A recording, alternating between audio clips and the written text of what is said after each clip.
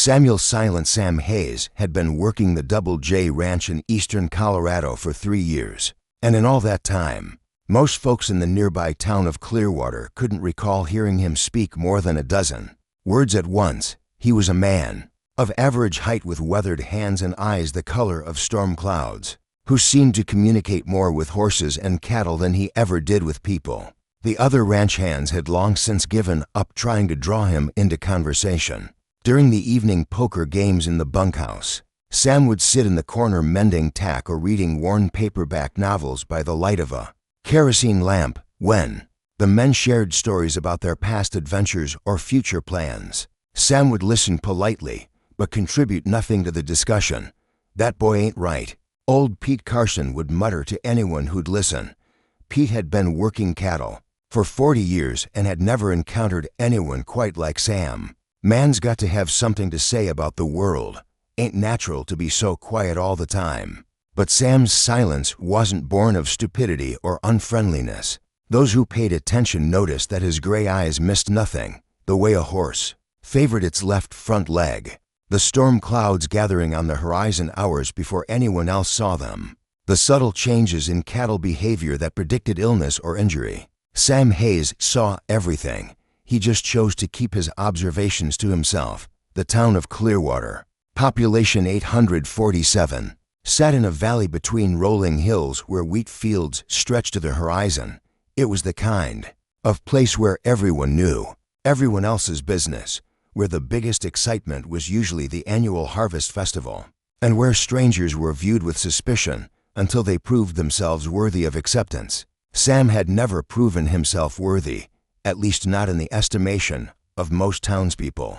He came to town once a week for supplies, always on Saturday morning, always alone. He'd nod politely to folks on the street, conduct his business at Murphy's general store and the feed shop, and return to the ranch without having engaged in what anyone would call a real conversation.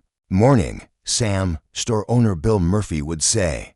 "Morning," Sam would reply, his voice barely above a whisper.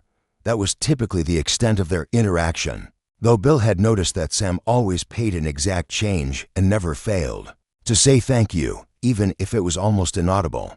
The townspeople had developed their own theories about Sam's background. Some said he was running from the law, others that he'd been traumatized in the war, though Sam appeared too young to have served in Vietnam. A few romantic souls suggested he was nursing a broken heart, while the more practical-minded simply concluded he was slow-witted. Only one person in Clearwater had made any real effort to understand Sam Hayes, and that was 16-year-old Emma Crawford. Emma was the daughter of Judge Harrison Crawford, the most powerful man in the county, and she possessed the kind of curiosity about people that her father often warned would get her into trouble. Emma had first noticed Sam during one of his Saturday trips to town, when she'd seen him gently help an elderly woman whose grocery bag had split open on the sidewalk. He'd gathered her scattered items without a word, carried them to her car, and tipped his hat politely before walking away. The woman had tried to thank him, but Sam had already disappeared around the corner. "Who was that?" Emma had asked her friend Lucy, who worked part-time at Murphy's store. "That's Silent Sam from the Double J," Lucy had replied with a dismissive shrug. "He's weird, never talks to anybody." But Emma had seen something in that brief interaction that others missed, a gentleness and consideration that suggested Sam's silence wasn't about being unfriendly or strange. It was about something else entirely. Emma had grown up as the privileged daughter of Judge Crawford, a man whose word was law in Clearwater and whose influence extended throughout the county. The judge was a stern, imposing figure who demanded respect and obedience from everyone around him, including his daughter. At 62, Harrison Crawford had been on the bench for 20 years and had built a reputation for harsh sentences and little tolerance for what he considered weakness or foolishness. Emma's mother had died when she was 12, leaving her to be raised by a father who showed affection through providing material comfort rather than emotional warmth. She lived in the biggest house in Clearwater, wore the finest clothes, and was expected to eventually marry someone suitable, preferably the son of another prominent family who could help maintain the Crawford legacy. But Emma Crawford had inherited more than her father's strong will. She'd also developed a keen sense of justice that sometimes put her at odds with the man who dispensed it professionally. She'd noticed that her father's sentences seemed harsher for poor defendants than wealthy ones, that his patience was shorter with people who couldn't afford good lawyers, and that his version of justice often seemed more about maintaining social order than achieving fairness. These observations had created a growing tension between father and daughter. Though Emma had learned to keep her criticisms to herself, Judge Crawford did not tolerate dissent, even from his own child. It was on a particularly warm Saturday in late September that Emma's path first directly crossed with Sam Hayes. She'd been walking home from the library, her arms full of books, when she stumbled on an uneven sidewalk. The books scattered across the street, and Emma found herself sitting on the pavement with a scraped knee and wounded pride. Sam appeared beside her so quietly that she hadn't heard him approach. Without a word, he began gathering her books, and when he offered his hand to help her up, Emma noticed that his fingers were calloused but gentle, and that his eyes held a kindness she rarely saw in the men of her father's acquaintance. "Thank you," Emma said as Sam handed her the stack of books. "I'm usually more graceful than that." Sam nodded, a ghost of a smile crossing his features. "Books can be slippery," he said, his voice so soft that Emma had to lean forward to hear him. "I'm Emma Crawford," she said, hoping to extend the conversation. "Sam Hayes," he replied, touching the brim of his hat. "You hurt your knee." Emma looked down and saw that her knee was indeed bleeding through her torn stockings. "It's just a scrape." Sam pulled a clean handkerchief from his pocket and knelt beside her, gently cleaning the wound with a competence that suggested experience with injuries. His touch was careful and professional, and Emma found herself studying his face as he worked. "You know about doctoring?" she asked. "Some," Sam said simply, helping her to her feet. "Should heal fine." "Thank you," Emma said again, but Sam was already walking away, disappearing into the Saturday afternoon crowd as quietly as he'd appeared. That evening at dinner, Emma mentioned the encounter to her father, though she wasn't sure why. "That drifter from the Double J." Judge Crawford's expression darkened. "Emma, I don't want you talking to men like that. He's not suitable company for someone in your position." "He was just helping me," Emma protested. "He was very kind. Kind or not, he's beneath your social station. I won't have my daughter associated with ranch hands and drifters." Emma wanted to argue, to point out that Sam had shown more genuine kindness in 5 minutes than most of her father's wealthy friends showed in months of acquaintance. But she'd learned that challenging her father's pronouncements rarely led to productive discussions. "Yes, father," she said quietly, though something in her tone must have conveyed her disagreement. Judge Crawford set down his fork and studied his daughter's face. "Emma, you're 16 years old and you're developing ideas that could be dangerous to your reputation and your future. I won't have you romanticizing the helper thinking that social boundaries don't matter." "I understand," Emma said, though she understood something quite different from what her father intended. Over the following weeks, Emma found herself looking for Sam during his Saturday visits to town. She began timing her own errands to coincide with his schedule, though she was careful not to make her interest obvious. From a distance, she watched him interact with shopkeepers and noticed that while he spoke little, he was always polite, always patient, and always paid attention to the people around him. She also noticed that most townspeople treated Sam with a casual dismissiveness that bordered on contempt. They'd talk over him at the feed store, ignore his presence at the diner, and make jokes about the dummy from the Double J when they thought he couldn't hear. "Don't pay him no mind," she'd heard Pete Carson say to a new ranch hand. "Sam's got rocks for brains, good with horses, but ain't much for human company." Emma had seen Sam's face during that exchange and had recognized the flash of hurt that crossed his features before he carefully composed himself. In that moment, she'd realized that Sam's silence wasn't about being slow or unfriendly. It was about protecting himself from a world that had decided he wasn't worth listening to. The realization made Emma angry in a way she couldn't fully explain. She'd grown up surrounded by men who demanded attention and respect simply because of their positions or wealth, while Sam Hayes, who seemed to possess more genuine decency than most of them, was dismissed because he didn't fit their expectations of how a man should behave. It was this growing indignation that led Emma to make a decision that would change both their lives. She was going to find a way to talk to Sam Hayes properly, to understand who he really was beneath the silence that protected him from a world too quick to judge. She had no idea that her father was already making plans that would put Sam in a position where his silence would no longer be an option, where he would be forced to choose between protecting himself and protecting someone who desperately needed a champion.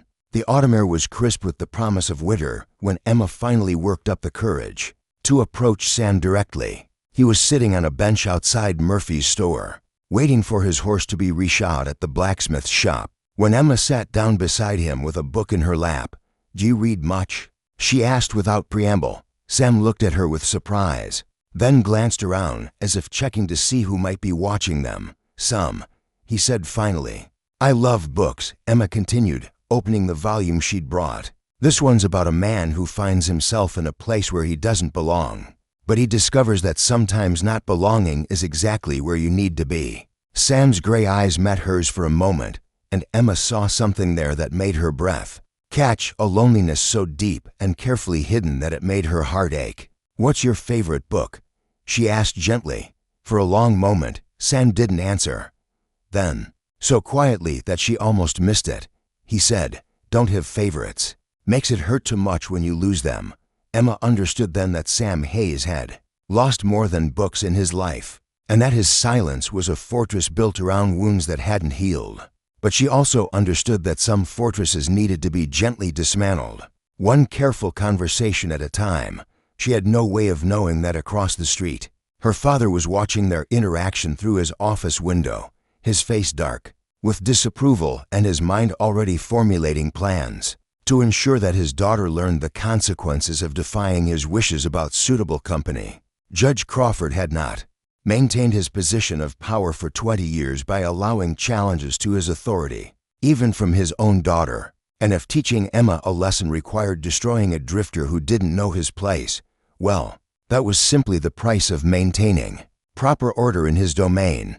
The first frost of October painted the windows of the Clearwater courthouse with delicate ice crystals, and Judge Harrison Crawford sat behind his imposing mahogany desk reviewing the morning's docket. His office was a monument to authority. Leather-bound law books lined the walls. Portraits of stern-faced predecessors gazed down from gilded frames, and the scales of justice sat prominently on his desk, though Emma had often wondered if they'd been permanently tilted in favor of those with money and influence. Judge Crawford had been watching his daughter's interactions with the silent ranch hand for several weeks now, and what he'd observed filled him with a cold anger that he masked behind his usual judicial composure. Emma was clearly defying his explicit instructions about associating with men beneath her station, and worse, she seemed to be developing genuine affection for someone who was entirely unsuitable. This morning's court session would provide the perfect opportunity to remind both his daughter and the community about the importance of knowing one's place in the social order. At the Double J Ranch, Sam Hayes was beginning his day as he always did, before dawn, with quiet efficiency and minimal conversation.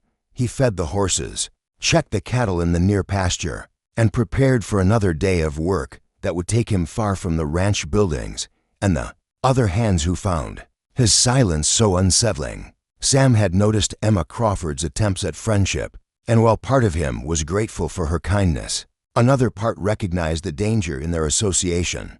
Judge Crawford was not a man who tolerated challenges to his authority, and Sam had seen enough of the world to know that powerful men often took their anger out on those least able to defend themselves. But there was something about Emma's genuine interest in his thoughts and opinions that stirred feelings Sam had long ago decided were too dangerous to indulge. For years, he'd protected himself by maintaining distance from others, by speaking only when necessary, by never allowing himself to hope for connection or understanding. Emma Crawford was threatening that carefully constructed safety, and Sam wasn't sure whether to be grateful or terrified. "Sam," the voice of ranch foreman Jim Peterson cut through the morning air. "Boss wants to see you up at the house." "Sam." nodded, and made his way to the main ranch house, where he found Double J owner Jack Morrison waiting on the front porch. With an expression Sam couldn't read. "Sam, I need you to ride into town this morning," Morrison said. "Got to testify in court about that boundary dispute with the Hendersons. Judge Crawford wants all the hands who worked that fence line to give their account of where the markers were placed." Sam felt his stomach tighten. Court appearances meant attention, questions, and the kind of scrutiny he'd spent years avoiding. But ranch hands didn't refuse direct orders from their employers, especially not when judges were involved. "Yes, sir," Sam said quietly. "Wear your good clothes." Morrison added, "Court's at 10 o'clock. Don't be late." An hour later, Sam sat in the back row of the Clearwater courthouse, uncomfortably aware of the curious stares from townspeople who rarely saw him away from the ranch. He'd borrowed a clean shirt from another hand and had tried to tame his unruly hair, but he still felt conspicuously out of place among the lawyers and officials who populated Judge Crawford's courtroom. Emma Crawford sat in the front row, as she often did when court was in session. Her father encouraged her attendance, claiming it was important for her to understand the workings of justice, though Emma suspected he simply enjoyed having an audience. For his performances from the bench, when Sam's name was called to testify, he walked to the witness stand with the same quiet dignity he brought to everything else, though Emma could see the tension in his shoulders and the way his hands gripped his hat. "State your name for the record," said the court clerk. "Samuel Hayes," Sam replied, his voice barely audible in the large courtroom. "Speak up," Judge Crawford commanded sharply.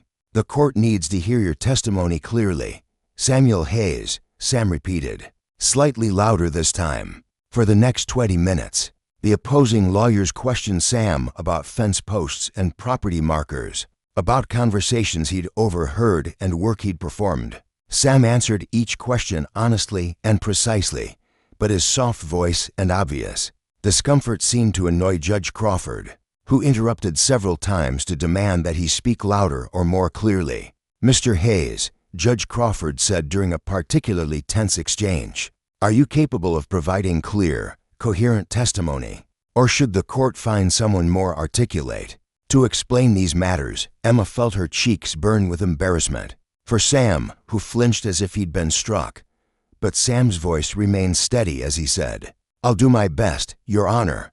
"See that you do," the judge replied curtly. When Sam's testimony was finally finished, he returned to his seat in the back of the courtroom, his face carefully composed, but his eyes holding a hurt that made Emma want to stand up and defend him publicly. She'd watched her father humiliate a decent man for no reason other than his own prejudices, and the injustice of it made her sick. But the morning's cruelty was far from over. As court recessed for lunch, Emma approached Sam near the courthouse steps, ignoring the disapproving looks from other townspeople. "I'm sorry about how my father treated you in there," she said quietly. "You answered every question perfectly. He had no right to speak to you that way." Sam looked around nervously, clearly uncomfortable with the public nature of their conversation. "It's all right, Miss Crawford. I'm used to it. You shouldn't have to be used to it," Emma replied firmly. "Just because you're quiet doesn't mean you're stupid, and anyone with half a brain can see that." Something flickered in Sam's eyes, gratitude, maybe, or surprise that someone had recognized his intelligence despite his reticence. "Thank you," he said softly. "Emma," Judge Crawford's voice cut across the courthouse steps like a blade. "Come here now." Emma's jaw tightened, but she obeyed, leaving Sam standing alone while she approached her father. Judge Crawford waited until she was close enough that their conversation wouldn't be overheard before speaking. "What did I tell you about associating with that man?" he asked, his voice dangerously quiet. "I was just being polite, Father. He's upset about how he was treated in court." "How he was treated?" Judge Crawford's eyes flashed with anger. "He was treated exactly as he deserved. Men like that need to understand their place, and apparently, so do you." "His place?" Emma's voice rose slightly, drawing glances from passers-by. "What exactly is his place, Father?" "Behind a plow, invisible. Beneath notice." Judge Crawford's face darkened. "His place is wherever I say it is, and your place is not questioning my judgment or embarrassing this family." By consorting with drifters and misfits. He's not a misfit, Emma protested. He's kind and intelligent and decent, which is more than I can say for half the men you consider suitable company. The slap came so quickly that Emma didn't see it coming. Judge Crawford's palm connected with her cheek with a sharp crack that echoed across the courthouse steps, and suddenly the area around them went silent as people turned to stare. Emma stood frozen, her hand pressed to her burning cheek, while her father leaned close enough that only she could hear his next words. "You'll go home immediately," he said through clenched teeth. "You will stay in your room until I decide what to do about your defiant behavior. And you will never speak to that man again, or I will make sure he regrets ever setting foot in this town." Emma looked up at her father's face and saw something there that frightened her more than his anger, a cold calculation that suggested he was already planning how to make good on his threat. Sam Hayes had witnessed the entire exchange from across the street, where he'd been untying his horse from the hitching post. He'd seen Judge Crawford strike his own daughter in public, had seen Emma's shock and pain, and had felt something break open inside his chest that years of silence hadn't been able to contain. For most of his adult life, Sam had chosen silence as his protection. He'd learned that speaking up brought attention, and attention brought trouble. He'd discovered that men with power would use that power against those who challenged them, and that the safest course was to remain invisible, unnoticed, and uninvolved. But watching Emma Crawford stand alone on those courthouse steps, her hand pressed to her reddened cheek while her father walked away without a backward glance, Sam realized that some things were more important than safety. Some injustices demanded a response, regardless of the consequences.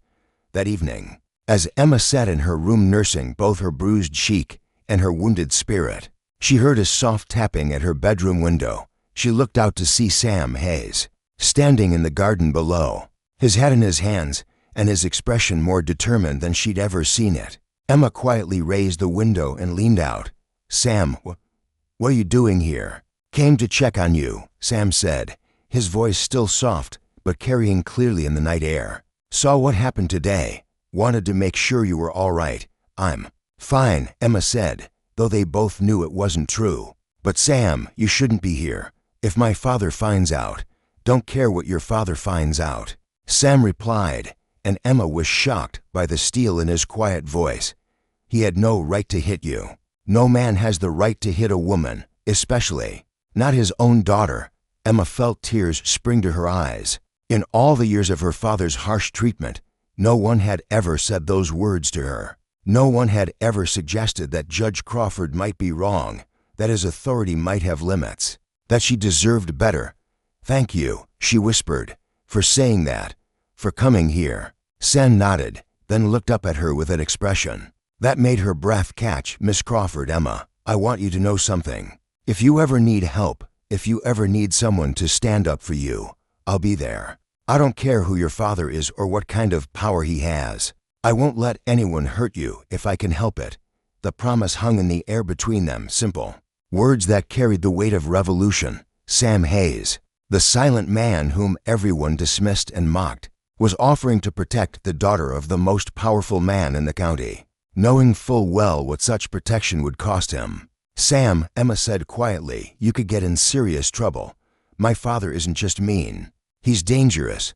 He could have you arrested, run out of town, worse." "I know," Sam replied, "but some things are worth the risk." As Sam disappeared into the darkness, Emma closed her window and sat on her bed, her mind racing. For the first time in her life, someone had stood up for her, had seen her as worth protecting rather than controlling, and somehow, that someone was the quiet man her father had dismissed as beneath notice.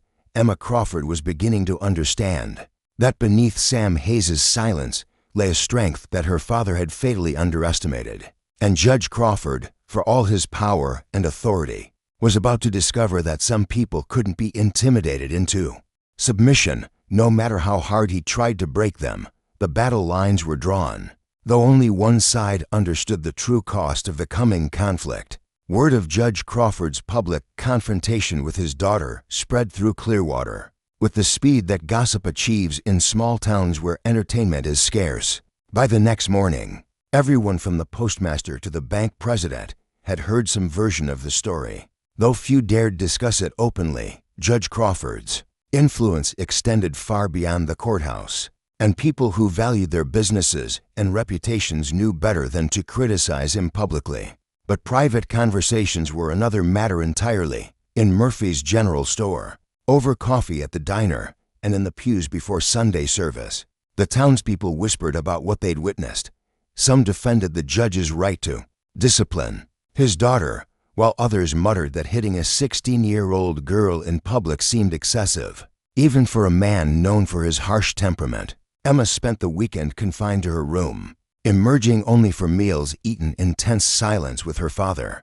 Judge Crawford had made no reference to the incident, but his cold stare and clipped responses made it clear that her defiance had not been forgotten or forgiven. It was Monday morning when the judge decided to take more direct action against the source of his daughter's rebellious behavior. Sheriff Bill Hawkins had served Clearwater County for 12 years, and in all that time, he'd learned that staying on Judge Crawford's good side was essential to keeping his job. When the judge called him into his chambers before court convened, Hawkins came quickly and listened carefully to what his most powerful supporter had to say. "Bill, I need you to keep an eye on that drifter from the Double J," Judge Crawford said without preamble. "Sam Hayes. I have reason to believe he might be involved in activities that warrant investigation." Sheriff Hawkins shifted uncomfortably in his chair. "What kind of activities, Judge?" "The kind that decent people don't discuss in polite company," Crawford replied meaningfully. "I've heard reports about his behavior toward young women in town. Nothing I can prove yet, but where there's smoke, there's usually fire." Hawkins frowned. "I haven't heard any complaints about Hayes, Judge. Most folks say he keeps to himself. Doesn't cause trouble. Most folks don't see what goes on behind closed doors," Crawford said smoothly. "I'm not asking you to arrest him, Bill. Just keep an eye on him. Make sure he knows he's being watched. Sometimes that's enough to keep troublemakers in line." Sheriff Hawkins left the meeting with a queasy feeling in his stomach. He'd known Judge Crawford long enough to recognize when the man was settling a personal score, and this felt like exactly that kind of situation. But challenging the judge meant risking his job, his pension, and his standing in the community, stakes that were too high for most men to gamble with. At the Double J Ranch, Sam was repairing fence posts in the south pasture when he saw Sheriff Hawkins riding toward him. Across the open range, Sam's hands stilled on the wire he'd been stretching, and something cold settled in his stomach as he watched the lawman approach. "Morning, Sam," Hawkins said, dismounting from his horse with the casual manner of a man conducting routine business. "How's everything going out here?" "Fine, Sheriff," Sam replied carefully. "Something I can help you with?" Hawkins looked around the empty pasture, then back at Sam with an expression that held both apology and warning. "Sam, I'm going to be straight with you. Judge Crawford asked me to keep an eye on you. Said there might be some concerns about your behavior in town." Sam's jaw tightened, but his voice remained steady. "What kind of concerns?" "The kind that could get a man in serious trouble if they turned out to be true," Hawkins said meaningfully. "Now, I don't know what's going on between you and the judge, but I'm guessing it has something to do with his daughter." Sam said nothing, recognizing the trap inherent in any response. "Look," Hawkins continued, "I've got no quarrel with you, and I've never heard anything bad about your character. But Judge Crawford is not a man you want as an enemy. My advice? Stay away from town for a while. Stay away from the Crawford girl. Let this blow over." "And if I don't?" Sam asked quietly. Hawkins's expression grew grim. "Then you might find yourself facing charges that'll be hard to fight, especially with Judge Crawford on the bench. You understand what I'm telling you?" Sam understood perfectly. Judge Crawford was using his position to threaten an innocent man, and the sheriff was delivering that threat because he lacked the courage to refuse. It was a familiar pattern, the powerful using their influence to crush anyone who dared to challenge their authority. "I understand," Sam said finally. Hawkins nodded and remounted his horse. "I hope you do, Sam. I really hope you do." That evening, Sam sat on his bunk in the ranch house, staring at the letter he'd been writing for the past hour. It was addressed to Emma Crawford. and it contained everything he'd wanted to say to her but had never found the words for. In it, he explained his past, his reasons for staying silent, and his growing feelings for a girl whose kindness had awakened something in him that he'd thought was permanently buried. But as he read over the pages, Sam realized that sending the letter would only put Emma in more danger.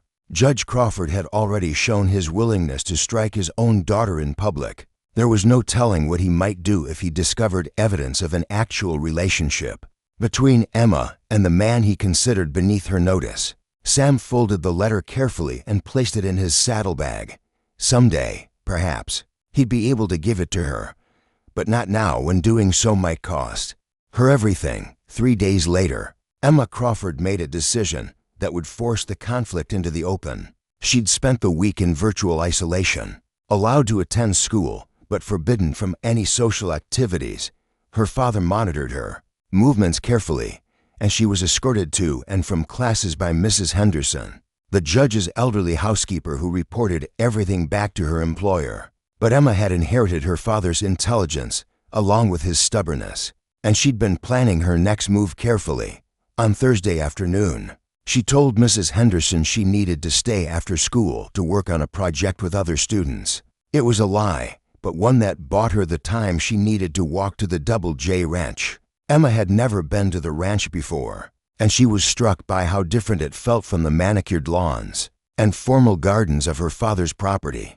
This was a working ranch where function mattered more than appearance, where the buildings were sturdy rather than decorative, and where the sounds of cattle and horses created a symphony that spoke of life and purpose. She found Sam in the horse barn, grooming a chestnut mare with the same gentle patience he brought to everything else. He looked up when she entered, and Emma saw surprise, pleasure, and fear chase across his features in rapid succession. "Emma," he said softly, "you shouldn't be here, I know," she replied, moving closer. "But I needed to see you.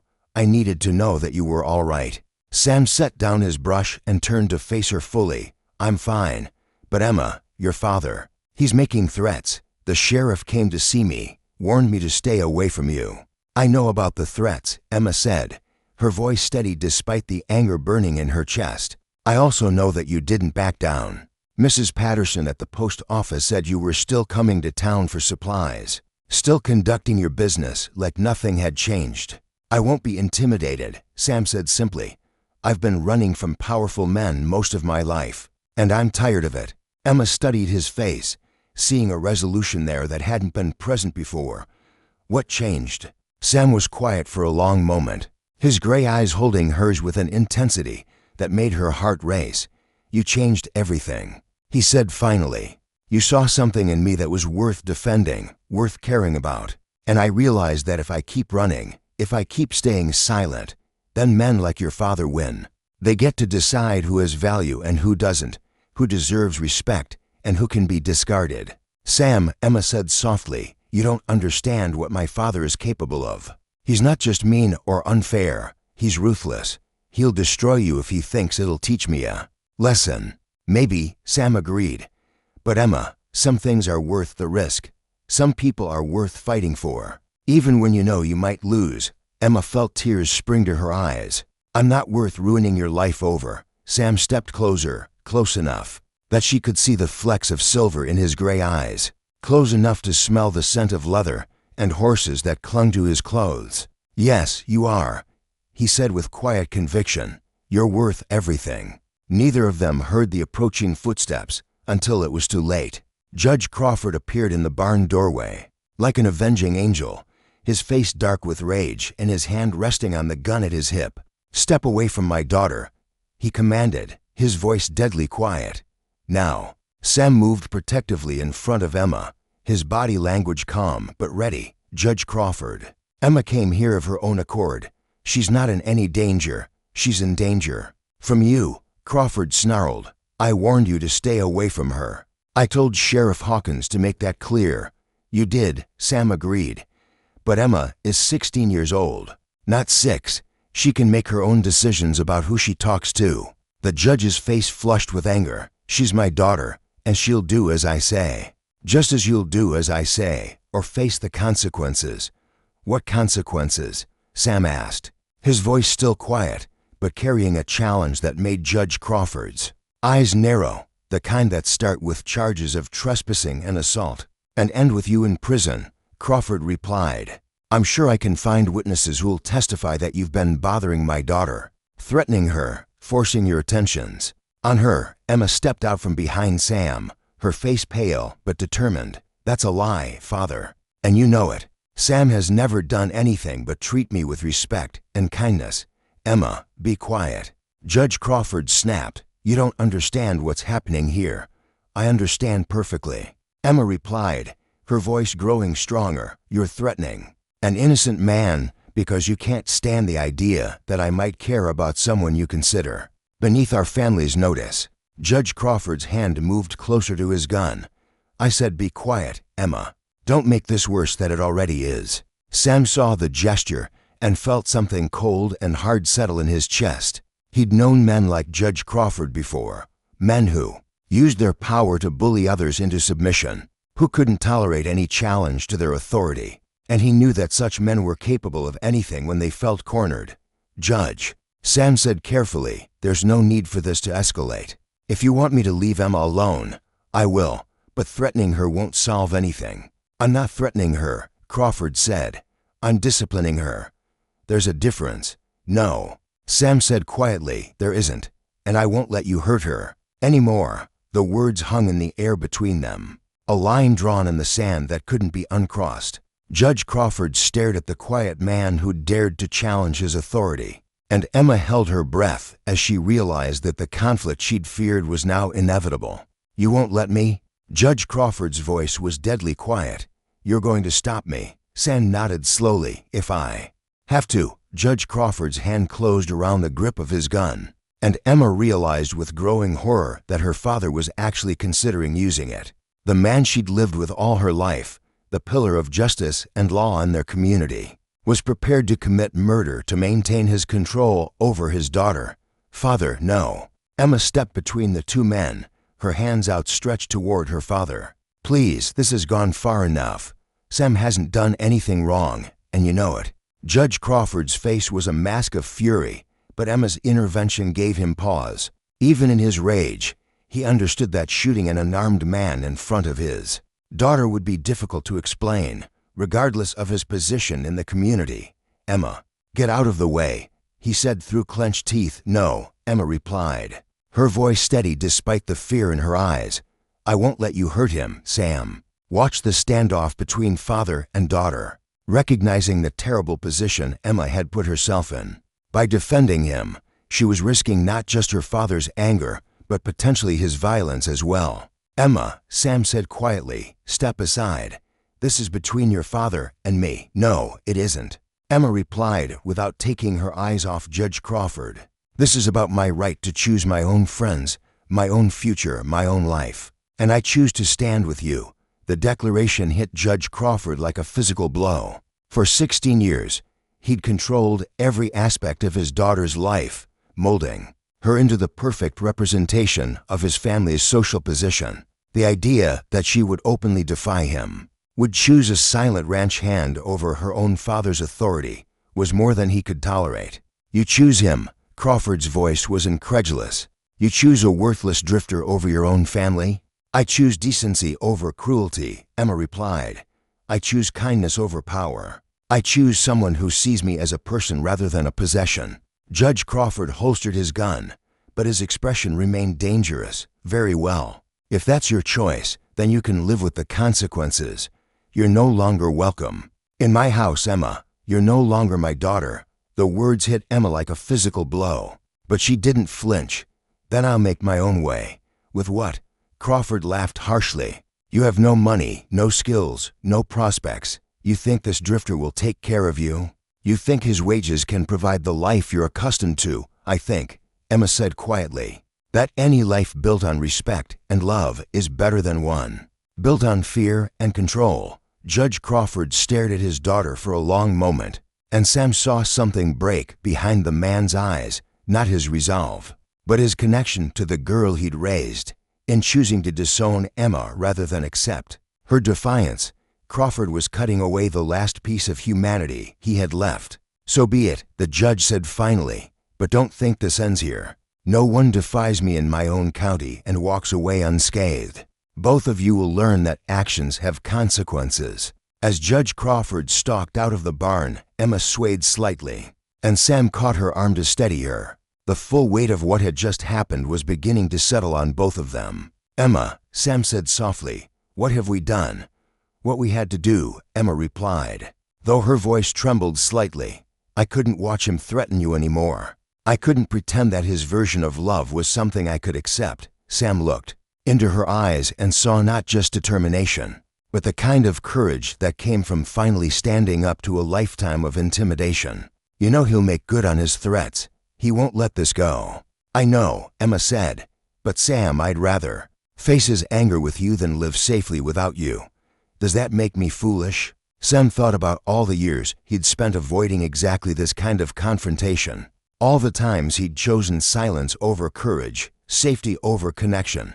Looking at Emma now, seeing the strength and conviction in her young face, he realized that some risks were worth taking. "No," he said finally, "it makes you braver than I've ever been."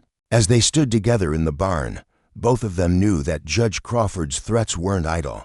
The man had the power to make their lives miserable, to turn the entire community against them, to destroy any chance they might have for a peaceful future in Clearwater. But they also knew that some battles couldn't be avoided, no matter how much you wanted to stay silent and invisible. Sometimes, standing up for what was right meant accepting that the consequences would be severe. Emma Crawford had made her choice, and Sam Hayes had finally found his voice. Now they would face whatever came next together, knowing that they'd chosen love over fear, courage over safety, and each other over the easy path of surrender. The war with Judge Crawford was just beginning, and both sides understood that only one could emerge victorious.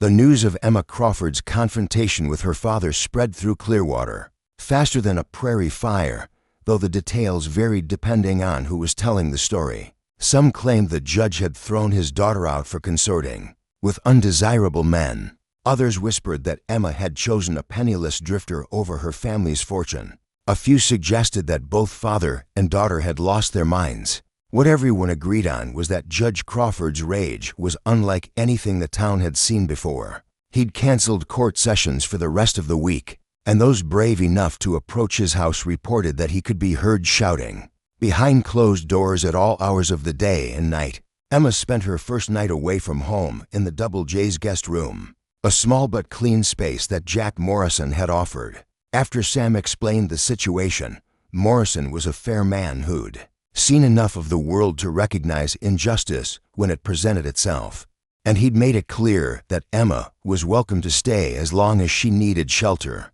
"Can't say I approve of young folks defying their parents," Morrison had told Sam privately, "but I've known Harrison Crawford for 20 years, and I've seen how he treats people he considers beneath him. Girls got more courage than most grown men I know." Sam had spent a sleepless night in the bunkhouse, staring at the ceiling and wondering if he'd done the right thing by letting Emma stand up to her father. Part of him wondered if he should have walked away, should have saved her from the consequences of choosing him over her family's wealth and position.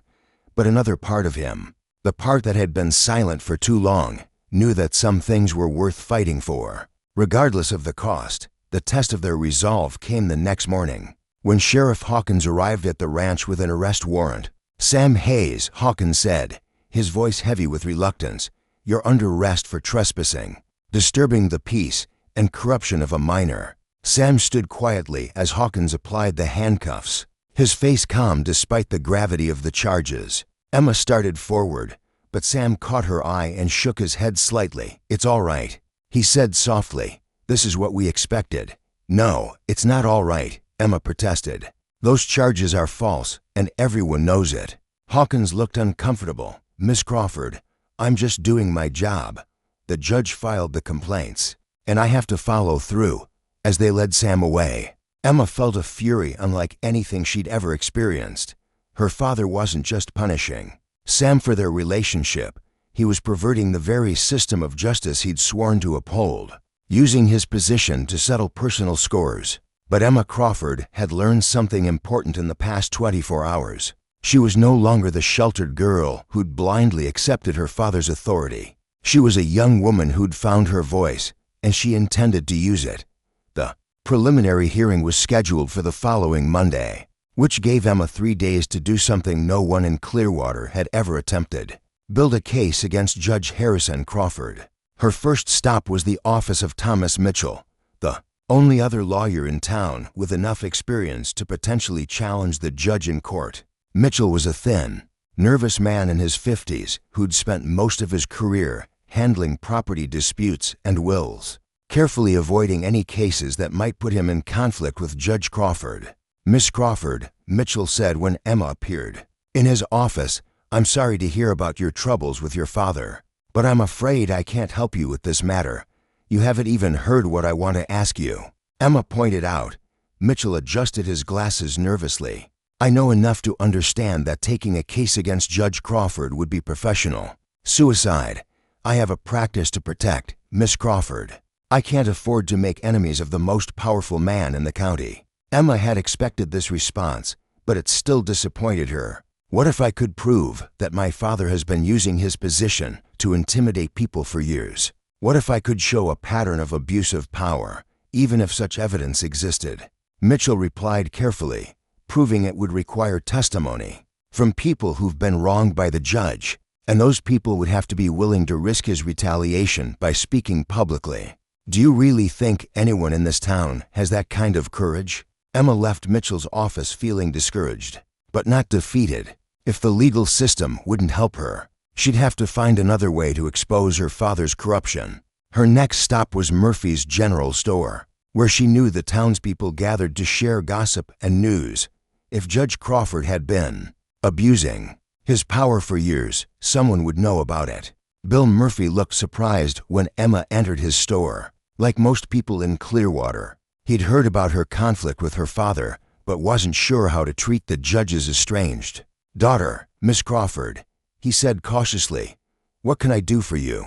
"I need to ask you about my father," Emma said directly. "I need to know if you've ever seen him treat people unfairly because of their social position, or because they couldn't fight back."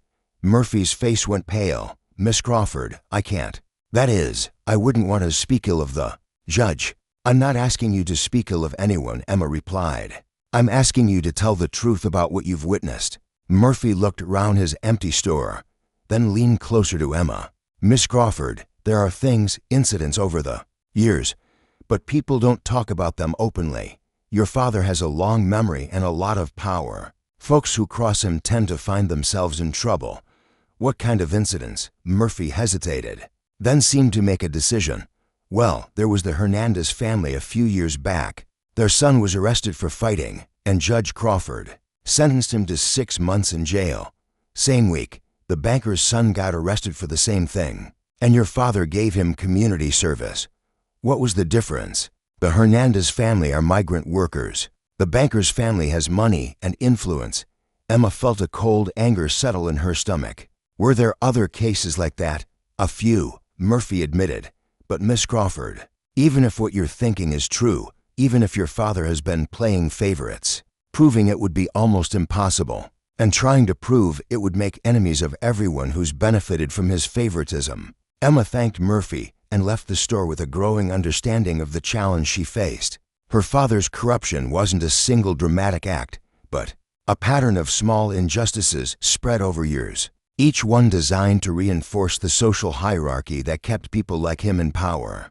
But Emma had one advantage that no one else possessed. She'd lived in Judge Crawford's house for 16 years. She'd seen his private papers, heard his phone conversations, and witnessed the casual way he discussed manipulating the legal system to benefit his friends and punish his enemies. That evening, Emma sat in her room at the Double J Ranch and began writing down everything she could remember about her father's judicial decisions. Every case where the sentences seemed disproportionate, every time he'd bragged about teaching someone a lesson, every instance of the kind of bias that Murphy had described. As she wrote, Emma realized that she was building more than just a case against her father. She was documenting the systematic corruption of justice in Clearwater County. And while that corruption might be difficult to prove in court, it might be impossible to ignore if presented to the right audience. Sam's trial was scheduled for Thursday morning, and by Wednesday evening,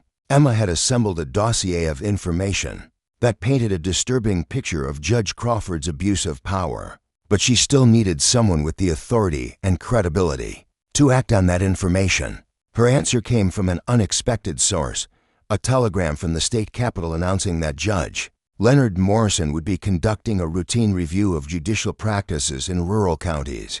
Judge Morrison was scheduled to arrive in Clearwater the following week. Just days after Sam's trial, Emma realized that she had one chance to expose her father's corruption, but it would require her to do something that went against every instinct she'd developed over 16 years of living under his control. She would have to publicly challenge him in his own courtroom, in front of the entire community, knowing that failure would mean not just Sam's conviction, but her own permanent exile from everything she'd ever known. As she sat in her small room, Emma thought about the silent man who'd been willing to risk everything to protect her from her father's cruelty. Sam had found his voice by standing up for what was right, even when the odds were against him. Now it was her turn to speak for both of them. Thursday morning dawned clear and cold, with the kind of crystalline air that made everything seem sharper and more defined. Emma dressed carefully in her best dress, not because she wanted to impress anyone, but because she wanted to look like someone worthy of being taken seriously. The courthouse was packed by the time she arrived. News of the trial had drawn spectators from throughout the county, some curious about the charges against the silent ranch hand, others eager to see how Judge Crawford would handle a case so close to his own family drama. Sam sat at the defendant's table with Thomas Mitchell, who'd been appointed as his public defender despite his obvious reluctance to take the case. Sam's face was calm, but Emma could see the tension in his shoulders and the way his hands gripped the edge of the table. Judge Crawford entered the courtroom with his usual imposing presence, his black robes and stern expression radiating authority. He took his seat behind the bench without acknowledging Emma's presence in the gallery, though she was certain he was aware of her. The case of the people versus Samuel Hayes. The clerk announced charges of trespassing, disturbing the peace, and corruption of a minor. The prosecution's case was presented by District Attorney Robert Sterling, a man who owed his position to Judge Crawford's political support. Sterling painted Sam as a dangerous drifter who'd targeted the judge's innocent daughter, using his position at the ranch to gain access to her, and then pursuing her despite clear warnings to stay away. This defendant, Sterling declared in his closing argument, represents everything that threatens the moral fabric of our community. He shows no respect for authority, no regard for social boundaries, and no understanding of appropriate behavior toward young women from respectable families. When it came time for the defense, Thomas Mitchell offered only a half-hearted argument about the lack of evidence and the questionable nature of the charges. It was clear that he was going through the motions, unwilling to mount a vigorous defense that might anger Judge Crawford. As Mitchell concluded his brief remarks, Emma stood up in the gallery. "Your Honor," she said clearly, "I request permission to address the court." A murmur ran through the courtroom, and Judge Crawford's eyes flashed with anger. "Miss Crawford, you are not a party to these proceedings. Sit down. I am the alleged victim in this case." Emma replied, her voice carrying clearly through the courtroom. "I have a right to speak about the charges filed on my behalf." Judge Crawford's face darkened. "You have no such right. This court will not be disrupted by emotional outbursts from your daughter." Emma interrupted, and the courtroom went completely silent. "The daughter whose testimony you've refused to hear because it would contradict the false charges you've filed." "Bailiff," Judge Crawford shouted, "remove this person from my courtroom." But Emma had prepared for this moment. As the bailiff moved toward her, she pulled out a thick folder of documents and held it above her head. "Before you silence me," she called out, "you should know that I have documented evidence of judicial corruption in this courtroom, dating back 5 years. Evidence that shows a pattern of favorable treatment for wealthy defendants and harsh sentences for poor ones. Evidence that shows this trial is nothing more than a personal vendetta disguised as justice." The courtroom erupted in shocked whispers, and even Judge Crawford seemed momentarily stunned by his daughter's accusations. I have copies of every case, Emma continued, her voice growing stronger. Every sentencing disparity, every instance, where justice was denied because the defendant couldn't afford to.